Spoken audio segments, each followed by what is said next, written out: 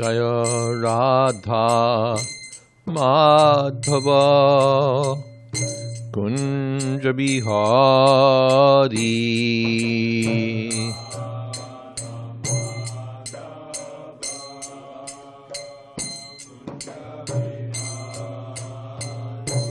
Jaya Radha Madhava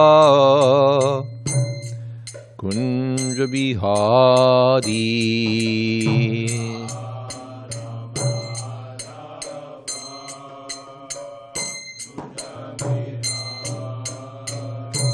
Jaya Gopi Jana Vallabha Girivardhari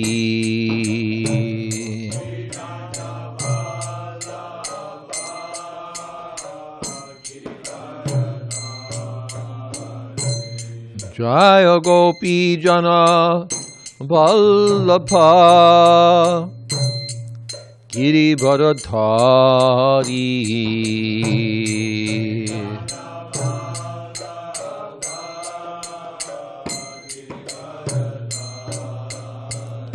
Jashodanandana Brajajana Ranjana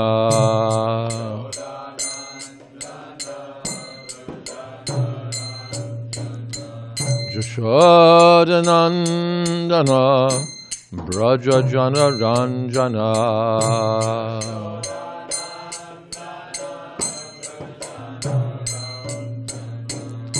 Jamuna Tira Vanachari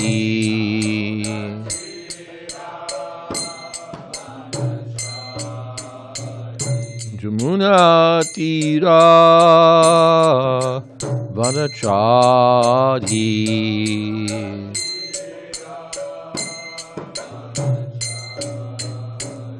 Jaya Radha Madhava Kunja Bihari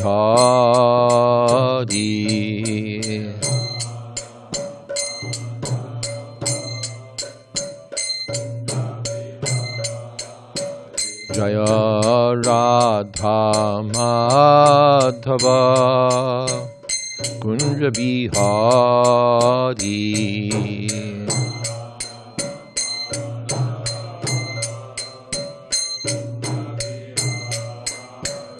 Jaya Gopi Jana Vallabha Girivardhari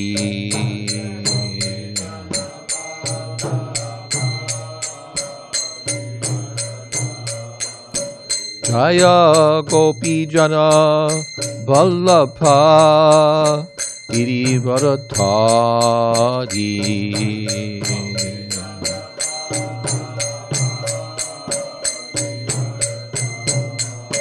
Jashodanandana Brajajana Ranjana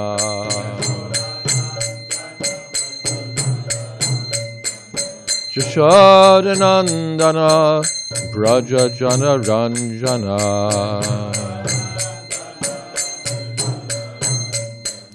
Jamuna Tira Vanachari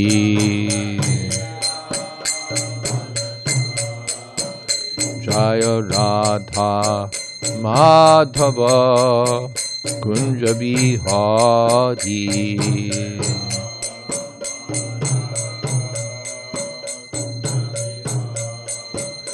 Jaya Radha Madhava Kunja Bihari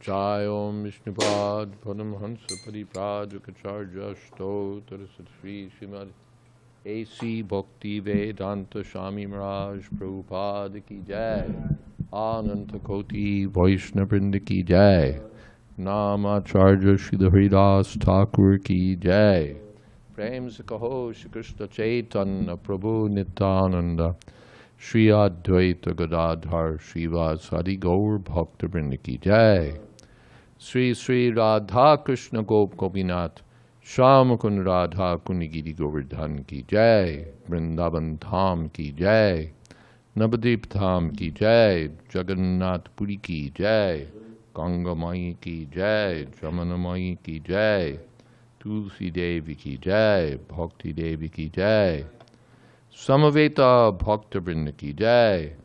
All glories to the assembled devotees. All glories to the assembled devotees. All glories to the assembled devotees. Gaur Premanande Hari Hari Gaur.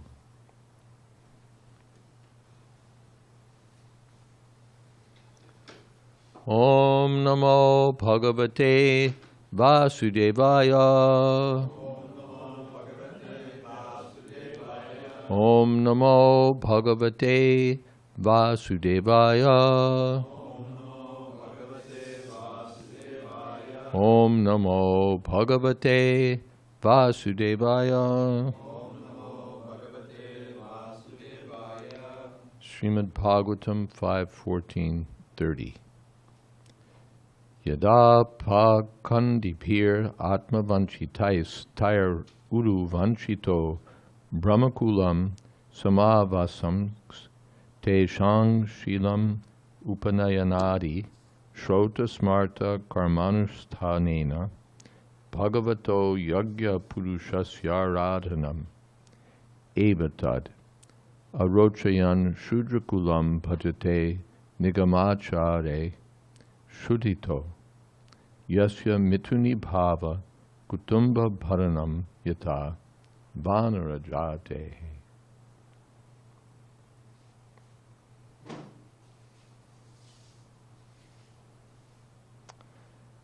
The Pseudo Swamis, Yogis, and Incarnations who do not believe in the Supreme Personality of Godhead are known as Pashandis.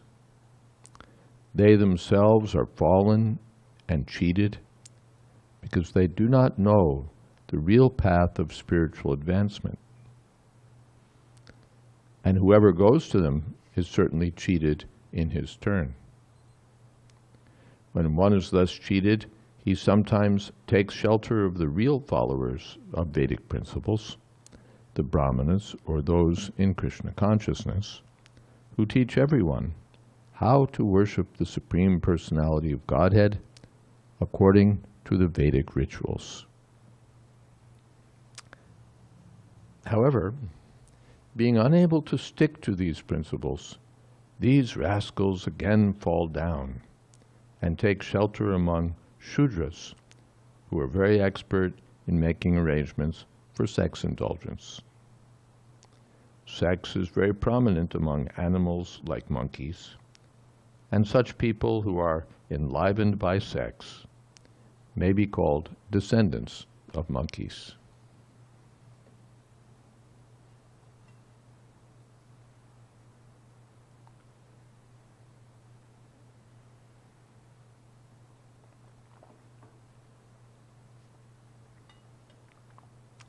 Om Gyanatimirandhasya Gnanjana Shalakaya Chakshurmilitam Jena Tasmai Shri Gurave Namaha Shri Chaitanya Manobhistam Sthapitam Jena Bhutale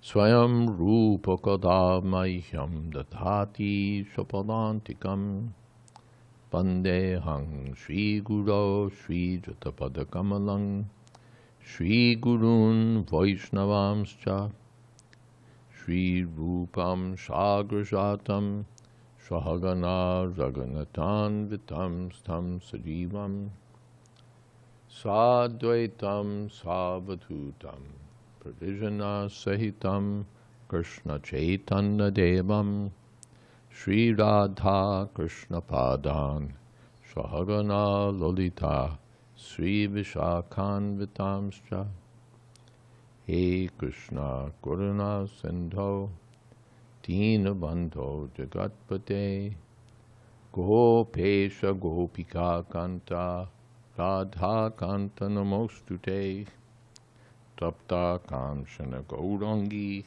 Radhe Vrindavaneshwari Vrishabhanu Sute Devi Pranamami Hori Priye Vancha Kolpatarubhyascha Kripa Sindho Pyevacha Patitanam Pavanebhyo Vaishnavebhyo Namo Namah Shri Krishna Chaitanya Prabhu Nityananda Shri Advaita Gadadhar Shiva Shadi Gaur Bhaktavinda Hare Krishna Krishna Krishna Hare Hare Hare Rama Rama Rama Hare Hare.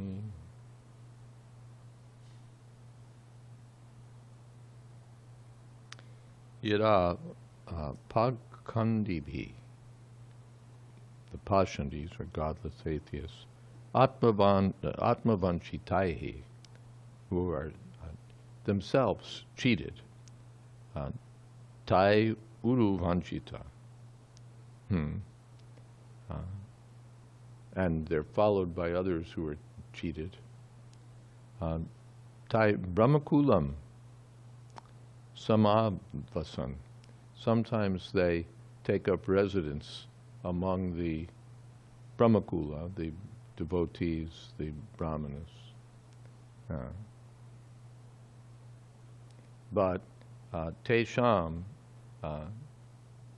Shilam Upanayana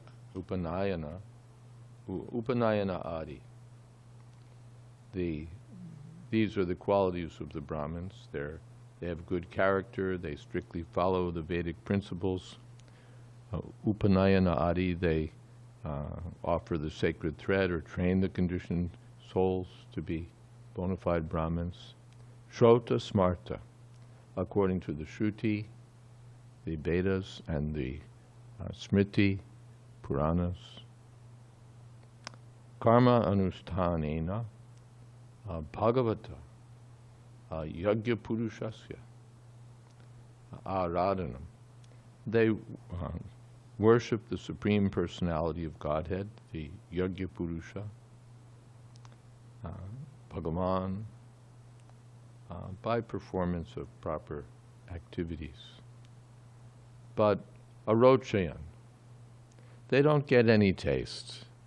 The rascals who come and live with the devotees, Arochayan, they find it, no, we don't, doesn't, so Shudra Kulam Bhajate, they go to the Shudras. All right, here there's taste. Acharya, Ashudita, who don't follow the Vedic principles of proper behavior because they're not, such persons are impure. Yasya Mituni Bhava, their business is materialistic life and sex enjoyment. Kutumba Bharanam, and maintaining their family members. Having sex and basically working and having sex. We work to maintain the family, and the family is our manifestation of sex. With the wife we have sex, and then there's sex products, little boys and girls who are products of sex. Yata Vanarajate. So they live in a society of Vanarajata, those who are descendants of the monkeys, or monkey society. Purport. By fulfilling the process of evolution from the aquatics to the animal platform, a living entity eventually reaches the human form. The three modes of material nature are always working in the evolutionary process. Those who come to the human form through the quality of sattva-guṇa were cows in their last animal incarnation. Those who come to the human form through the quality of rajo-guṇa were lions in their last animal incarnation.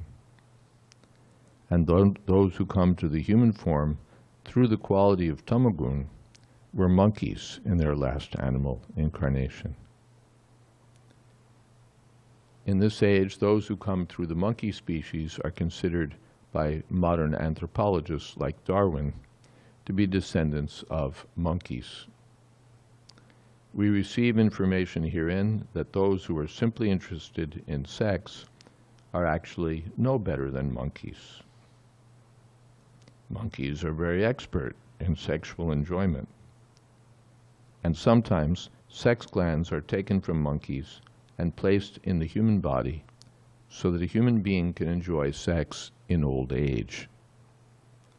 In this way, modern civilization has advanced. Many monkeys in India were caught and sent to Europe so that their sex glands could serve as replacements for those of old people. Those who actually descend from the monkeys are interested in expanding their aristocratic families through sex. In the Vedas, there are also certain ceremonies especially meant for sexual improvement and promotion to higher planetary systems where the demigods are enjoying sex. The demigods are also very much inclined towards sex because that is the basic principle of material enjoyment.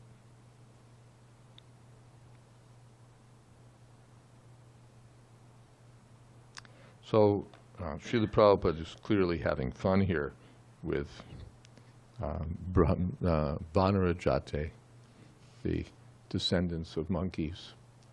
And there's two evolutionary principles at work here. One is evolution is conceived by the Darwinists, and the other is the understanding of evolution given in the Shastras. So of course, we're familiar with Darwinian evolution. We are promoted gradually, or rather, life evolves from one species to the next, from the most, plain creatures, the E. coli, and down from that, up to finally the animal species, and then up to human life, so that the immediate ancestors of the human beings are quite monkey-like and descend from monkeys.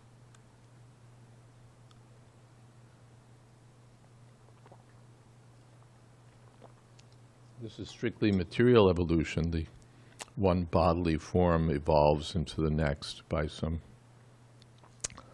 process of natural selection and so on. In the Vedic literature, the different species are already there. They're created by Brahma at the beginning of the creation, but the soul evolves, as it were. He is gradually promoted from one species to the next. So he's working his way up through these various stations, and he finally comes to the human life, either through the cows or the lions or the monkeys, and somehow he gets to human life. And of course he can go back down again. He can devolve. So in any case, those who come to the human form and simply spend their energy in sex and family maintenance and trying to enjoy the resources of the material energy are descendants of monkeys, however you look at it. If you look at it from Darwin, well, everyone's a descendant of monkeys, so they are too. And if you look at it from the Vedic point of view, well, they're very much influenced by the modes of ignorance, and so they're coming from the monkey species.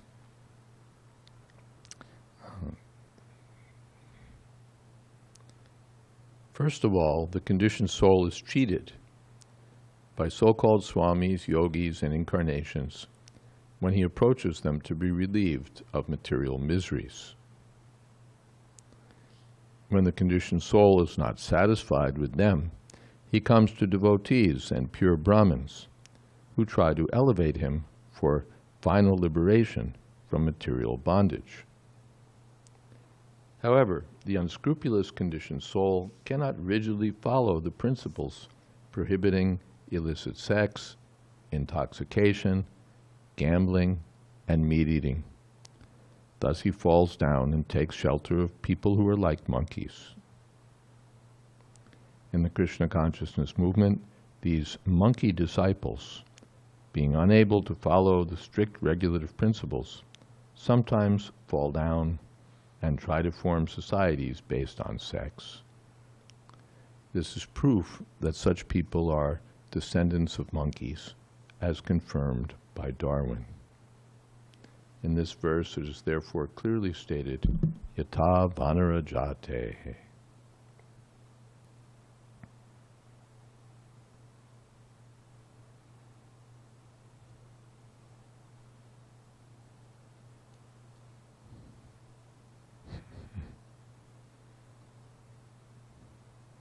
So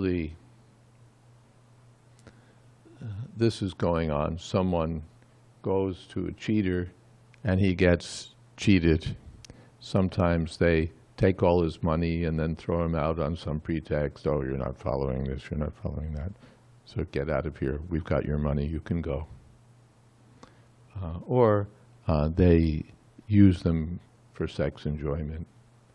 Or in various ways, keep taking their money and gradually promote them from one program to the next program, one level of elevation to the next, one level of training to a higher level of training, each one more expensive. And in this way, they have a good business cheating the poor fools. But sometimes the poor fools become disgusted and say, I'm out of here. I don't want to be cheated like this anymore. And sometimes, some of them, of course, some of them, they just go from cheater to cheater. That's their misfortune. Otherwise, come to the association, some come to the association of devotees, and some of them are rescued. They become Krishna conscious. Upavitra va. It doesn't matter how contaminated they were in their previous activities. Sarvagat vastangato piva yasmared pundari kaksham sabhyaya abhaya bhyantara shuchi. By the association of devotees, they can revive their Krishna consciousness and become completely pure. There are many, many examples. But some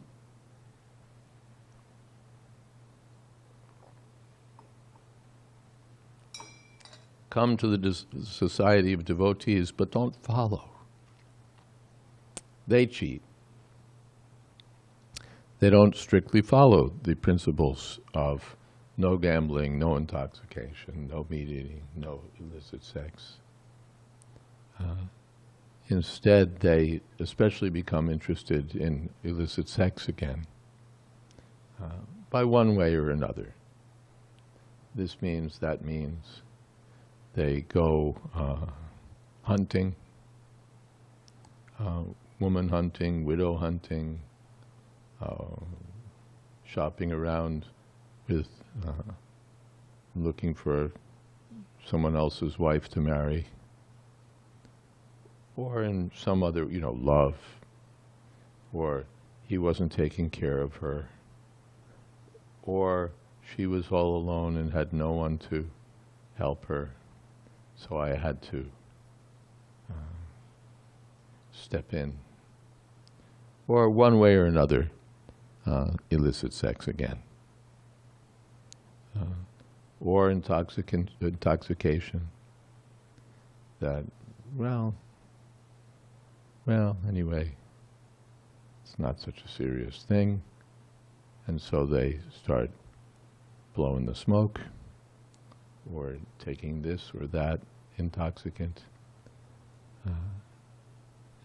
of which there's so many, starting from coffee and Red Bull and all of that stuff, and working their way up to marijuana, hashish, hallucinogens, psychedelics, cocaine, and so on and so on. For one who wants to become intoxicated, there's ample opportunity. It's vegan, it's organic, part of a lifestyle. So in one way or another, they cheat. And they're elsewhere described as atmavanchita. They're cheating themselves. They're cheating themselves. They cheat their spiritual master. They cheat the other devotees, but most of all, they cheat themselves. They've been given the most valuable opportunity. And instead of doing what you have to do to realize that opportunity, to take advantage of that opportunity, they cheat. Well, I don't have to strictly follow. I can follow the less strict standard, whatever your less strict standard may be. And that's also Krishna consciousness, because we're not fanatics. These things go on. Especially the sex life becomes prominent. We've heard there are 3.5 rules. The strict standard, we all know, no sex except for having Krishna conscious children. But there's also, it's respectable to follow the less strict standard, where we have sex within marriage, although not for procreation, but for enjoyment, entertainment. And that becomes institutionalized as a standard, the less strict standard.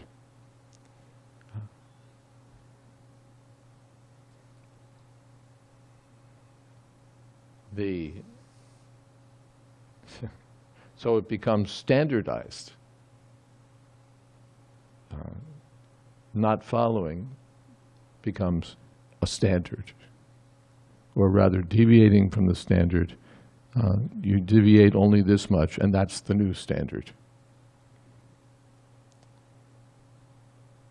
It's interesting to note also that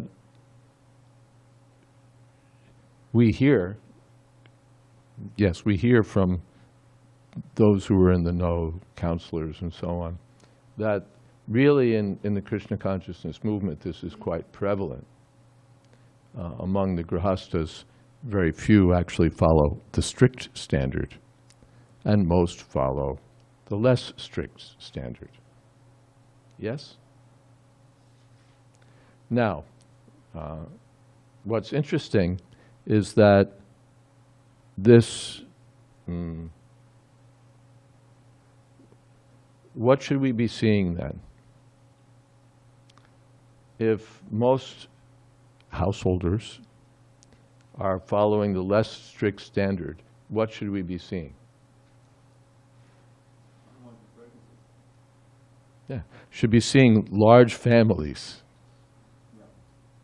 right? Wanted or unwanted, however you put it. We should be seeing large families, right? Because sex results in pregnancy, at least a large part of the time. You know, there's percentages, and okay, some people are more potent or more fertile or what have you, but if there's a lot of sex going on, there ought to be a lot of pregnancy going on. Do we see large families? No, rarely. I know a few, but rarely. what does that tell us? Yeah. How is it that we're having sex and not having children? It must mean that we're using contraceptives. The logic is Devadatta is fat. Devadatta is like your John Doe in logical examples in the Vedic argument. So Devadatta is fat. Devadatta is not eating during the day. What does that mean? Yeah, Devadatta must be eating at night. So Devadatta is having sex. Devadatta is not having children. What does it mean? Must mean that Devadatta is using contraceptives. So, although it's not talked about much, or I haven't seen it talked about, the less strict standard not only consists of having sex within marriage for purposes other than procreation, it also involves using contraceptive methods to prevent procreation or to prevent pregnancy. So there's your less strict standard, more fully elaborated. And those who've read Srila Prabhupada's writings can decide whether or not that falls within what he would consider some sort of standard.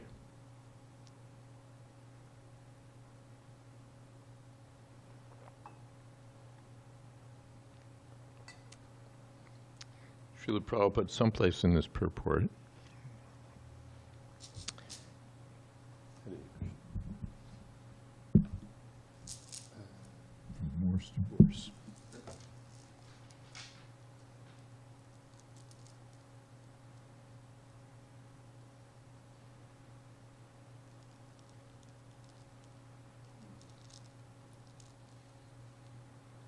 somewhere within this purport, Srila Prabhupada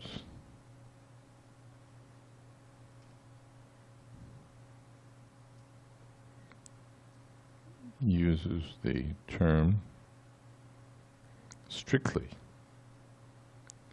that the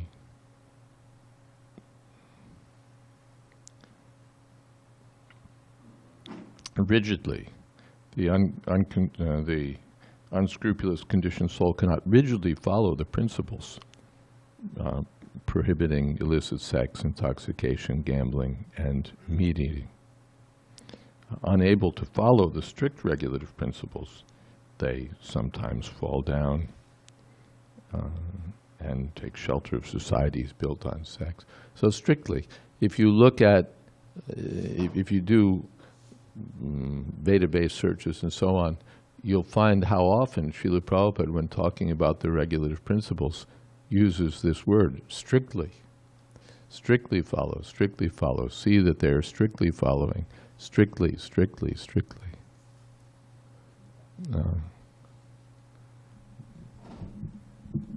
And if you look up less strict standard, I don't think you'll get even a single hit.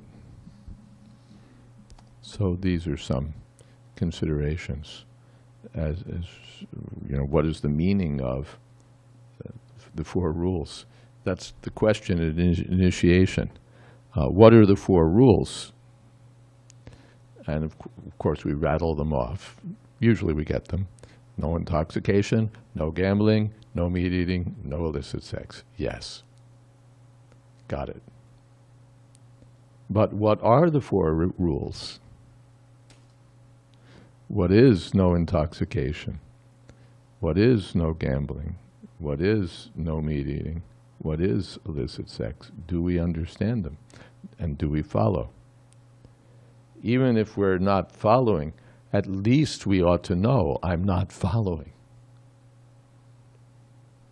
then there's some hope for improvement. I'm not following. I want to follow. I should follow. I should change my life in such a way that I'm following because I've promised to follow. That's different from saying, yes, I'm following the less strict standard.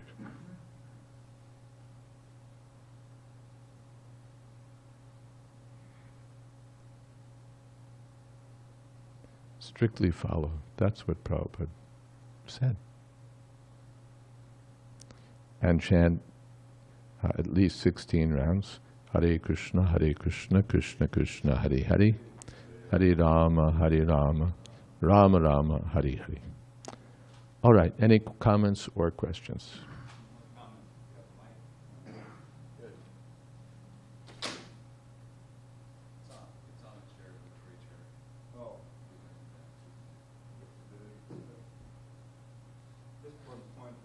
Looked up contraception.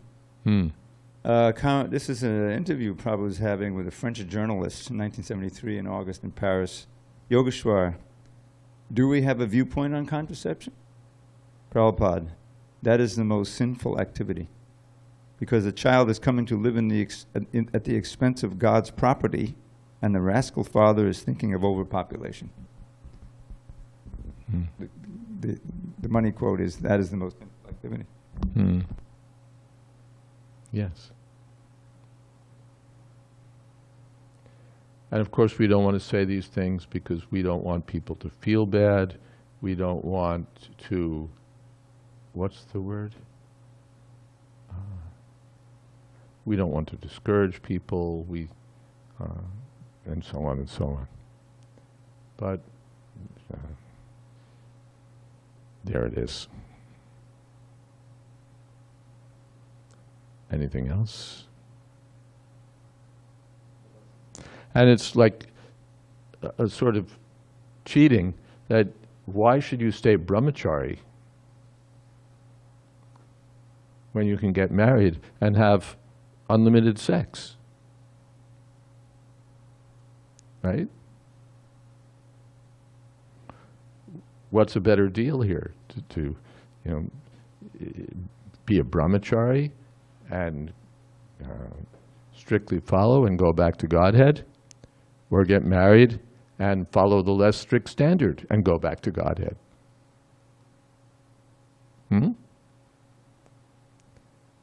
It's cheating. So the brahmacharis say, well, sure, if I can go back to Godhead either way, might as well have as much sex as I want. And he's not told this is not following. He's told this is another standard.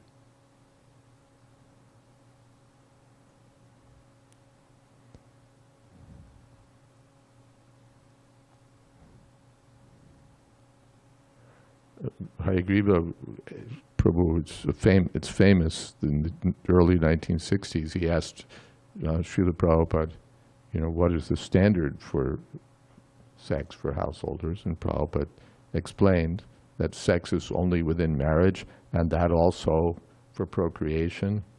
That means when the woman is most likely to bear a child, once a month. Once a month? Then you might as well forget it. Prabhupada, yes.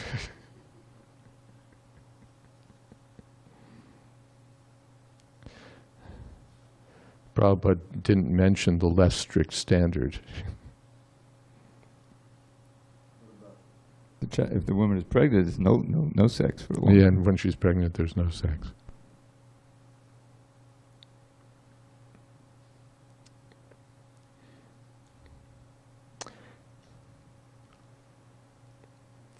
It seems that in Srila Prabhupada's teaching, there's not lots and lots of scope for sex.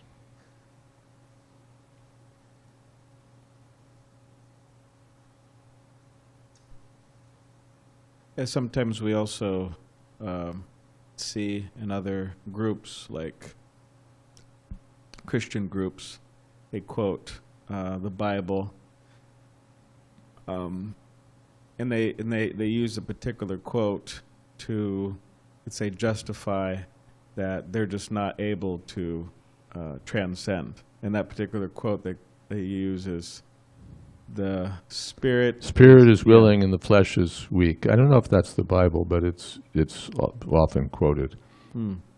Spirit is willing. At least then the spirit should be willing. That's the first thing. Of course, it sort of rolls off the tongue. Well, the spirit's willing, but the flesh is weak.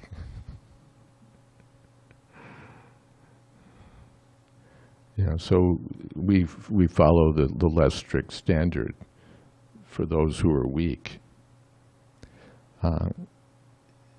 If the spirit is willing, then the spirit should be willing. The expression is, where there's a will, there's a way. If you're serious, Prabhupada wrote one devotee, show Krishna that you're serious, if you are. So if we're serious, if we recognize that this is a weakness, and if we want to be strong in Krishna consciousness, well, then we should do something. Other than just say, well, this is my standard. Everyone has their standard. We're all individuals, right? You don't want to push your standard on me. I don't want to push your standard on you. So we all have our standards, and no one should question anyone else's standard. And this is Haribol. But if the spirit is willing, then the spirit should be willing to uplift itself and come to the actual standard. Whether I'm Christian or Hare Krishna or whatever it may be, I should come to the standard. I should endeavor to come to the standard, and endeavors shouldn't be just a failure word. Oh, I'm endeavoring. For the past 30 years I've been endeavoring. Of course, there's no change. But endeavor means I should do something radical.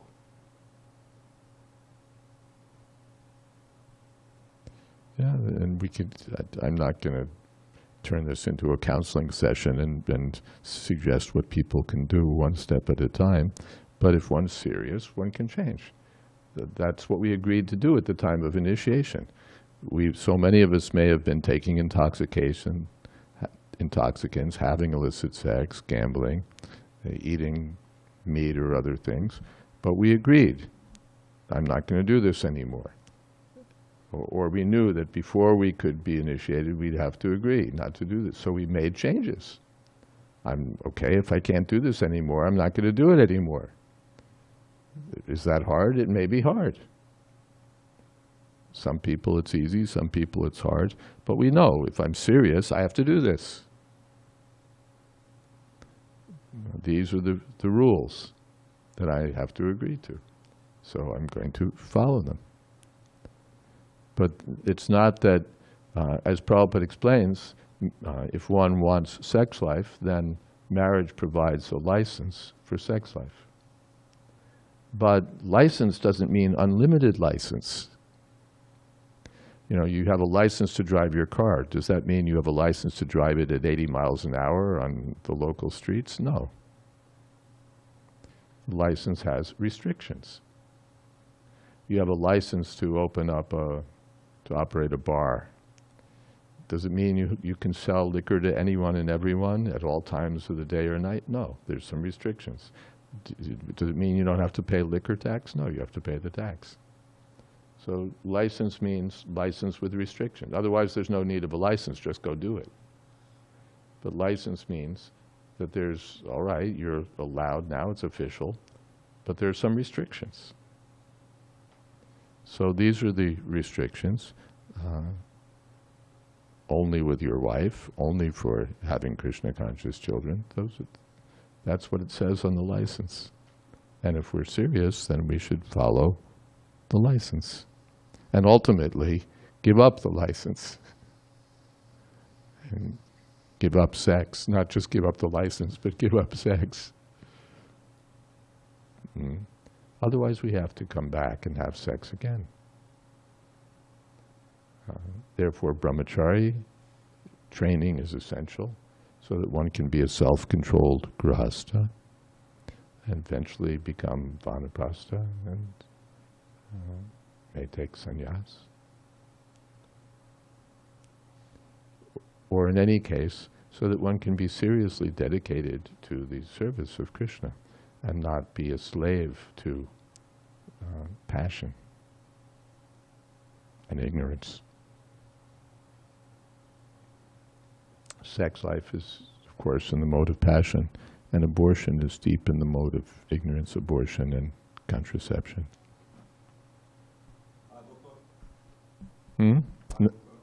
Bible quote.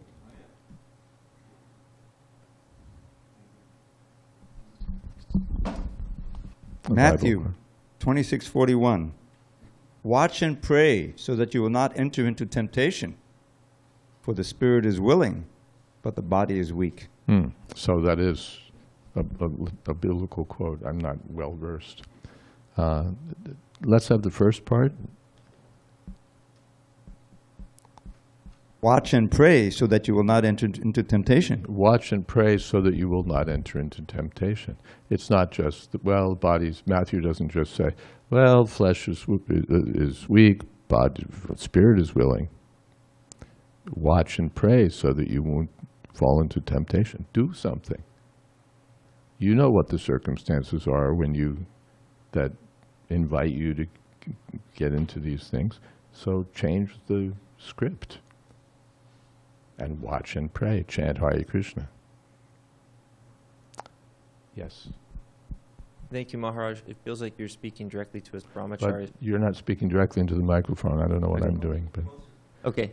Thank you, Maharaj. Unhygienically close, yes. Haribol. Haribol. It feels like you're speaking directly to us brahmacharis, and it fortifies us. This is very valuable information for this selective group, and I appreciate the way that you're speaking to us.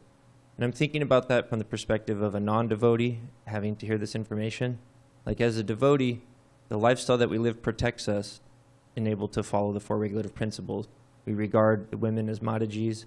They're on the different side of the room. We eat vegetarian food. We have a different relationship with money. You know, we get high off service to Krishna.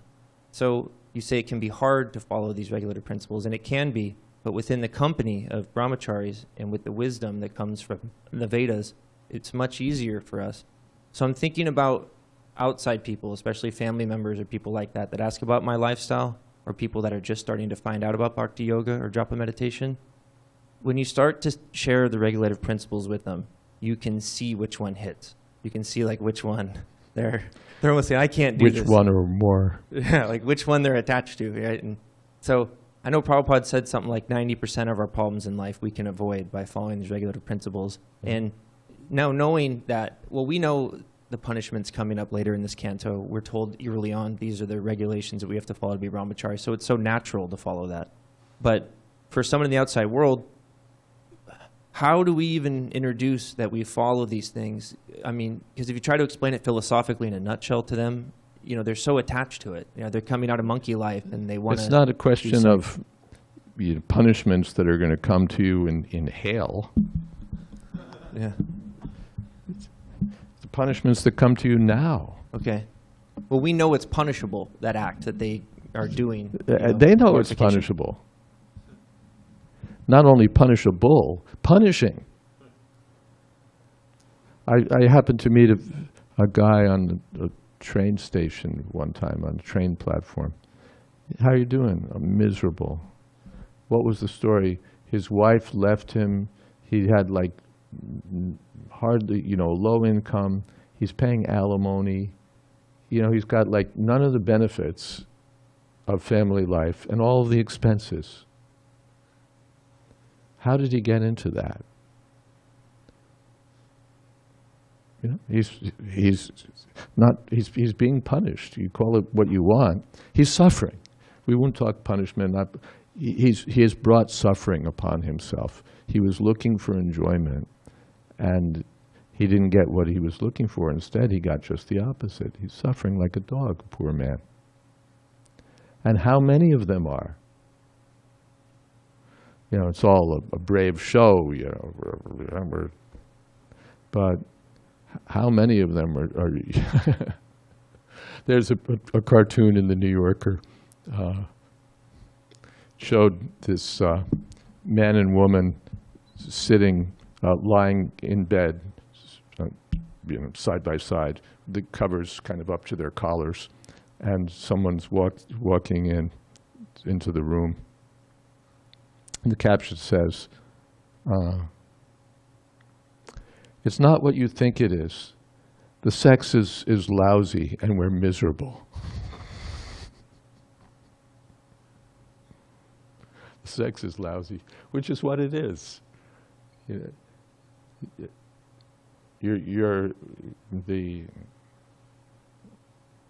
sex is overhyped.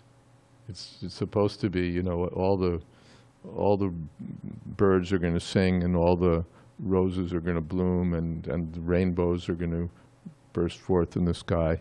And instead, it's like all this endeavor for so little return.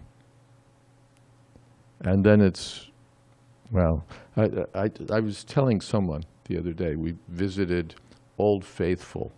I was with the youth bus tour. We visited, is it Yellowstone, or where Old Faithful, this geyser, is located. And it's famous because it spouts exactly on time, and it's been doing it for like decades and centuries maybe. And so you go there, and there's like a lodge nearby where so many people who've come on pilgrimage to see Old Faithful reside, and then the times are posted. And there's a big circle of cement.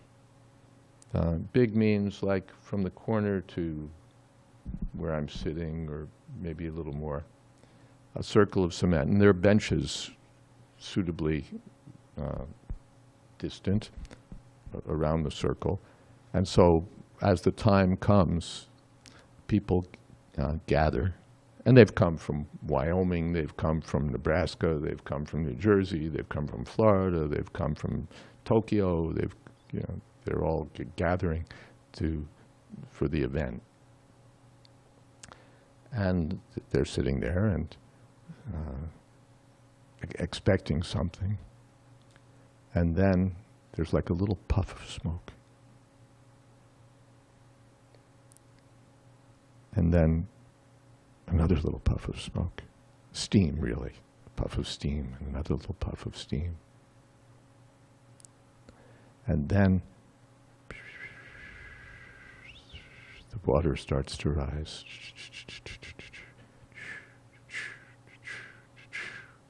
Higher and higher.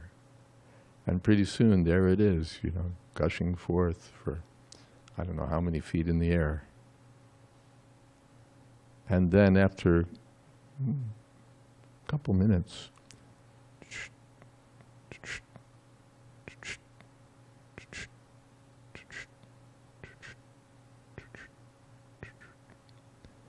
and down, down, down, down, till it's gone, and maybe there's another little puff of steam or two. And the people sitting on the benches sit there a little longer and look. And then they look at one another. Well, I guess that's it. And then they get up and go their way. And I was thinking, it's just the perfect metaphor for sex.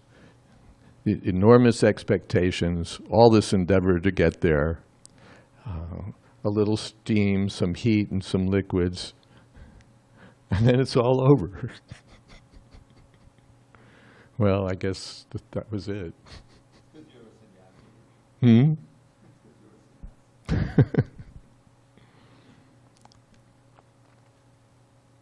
Prabhupada said that sex is like the Dilika Ladu, the famous Ladu from Delhi. If you don't have it, you're unhappy, and if you have it, you're unhappy. If you don't have it, you're unhappy because you don't have it. And if you have it,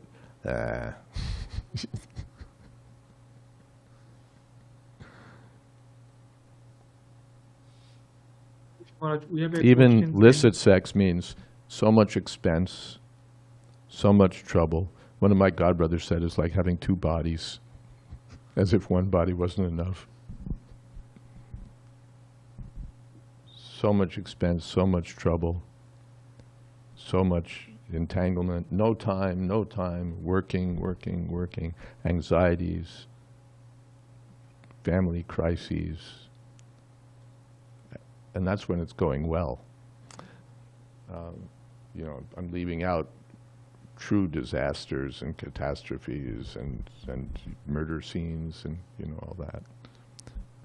Yes, the unembodied voice had something to say. Tapas. Yes, Maharaj. Ah, Vijay Krishna Prabhu. Yes, Maharaj, may I? Of course. Thank you, Maharaj, you're very kind. My question is related to strictly following. If we do not chant our 16 rounds before deity greetings, what will be the after effect? Is it that rounds chanted after deity greetings could be categorized as offensive chanting? Yeah, I was going to say the effect of not chanting all your rounds before the deity greeting is that you'll have to chant some of them after the deity greeting. I think there's some mathematical law to that effect. There's no particular rule that I've seen that you have to chant your rounds by such and such time, except that by the end of the day you should have chanted them. That's what we vow to do, 16 rounds at least every day. And Srila Prabhupada sometimes wrote, chant 16 good rounds.